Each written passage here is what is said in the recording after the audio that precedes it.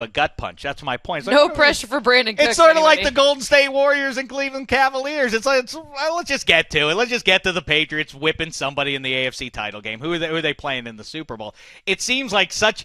It seems the so. Spurs. This is Dan Hans's, ballywick too. That cancel the Patriots, save football. You don't that think they're bad? That they're somehow bad for football? Give me a What break. about the Bills? You don't buy if the Bills. First of all, they're going to draft a wide receiver. Let's assume they do that. Let's say they get Corey Davis, right? Okay. Now you have Sammy Watkins Okay, and Charles Clay, Shady McCoy. They're clearly intent on running the ball this year. The only bugaboo for them that I can't divine from here in March is their offensive line going to be sufficient? If it is, I don't think there's anything wrong with that. Their number 2 receiver is Andre Holmes right now. But I just told you it's not going to be. Oh, yeah. Well, that's a lock that a number 1 draft pick receiver is just going to step right in. I mean, no, that's not a lock. Sammy Watkins has only played half the games since he's been there. Kevin White was a top 10 pick 2 years ago, hasn't done anything. I mean, they have a whole new staff, too, a first-time head coach who didn't exactly light the world on fire as a defensive coordinator, Sean McDermott, and a first-time offensive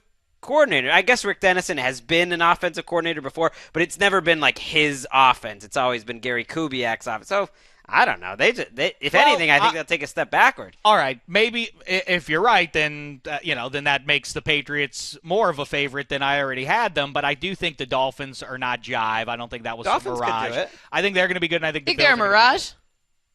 No, I said I do not think. Oh, okay. I thought you. No, were I don't like, think. What? And I think there are at minimum 3.5 good teams. We'll see what the Broncos do between now and the start of the season at QB, and they could be a viable player. I like the Steelers. I think the Bengals are going to slide back. I think the Ravens are meh. I don't know. Ravens could be in it. I would never count them out. The difference, hearing that trade in the last thing on the Patriots, I mean, the difference between the Patriots and everyone else is, it's obvious, I guess, but their coach is the GM. And I think that ability to sync up what he wants and to think long-term and short-term at the same time, and listening to some of their players at the Super Bowl talk about it, like tackling is one of the number 1 things he drafts in a cornerback, which is not how, and then he coaches how to tackle in a certain way. And just having that sort of synced up where the same guy is looking for the traits and coaching the traits and is good at it, it's a funny paradox advantage that we've talked about on the show for the last couple of years, that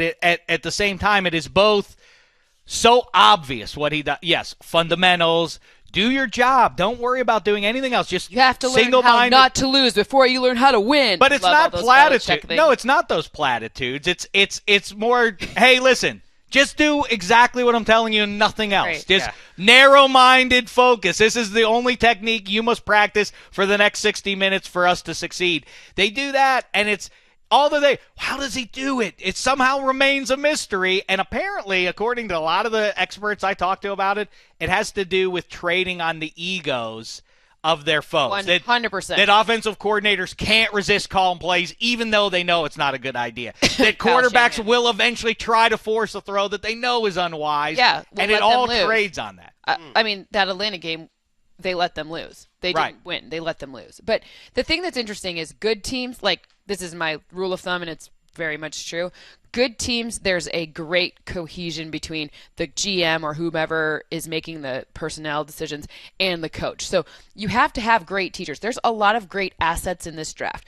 A lot of different players, almost all of them that we see here, and the ones we're talking about on TV for sure, can be used in a lot of different ways and to various degrees of success. So the ability to coach and teach and make this asset work for you, that's like a really big key to it. The fact that in the Patriots it's one system where I like this linebacker and you don't even really have to explain to someone else why, and I value him I like him for $3 million, but I don't like him for $5 million. Whereas it's that discipline, it's the cap discipline. They're not always right in the draft. Belichick has had many. No, but no one's always right in the draft. But no one's always right in the draft. It's creating the discipline, because what happens in draft rooms, especially once you get past your first pick, which Patriots don't ever have a first. They hate first round picks. Apparently, they just don't take them. They trade them away.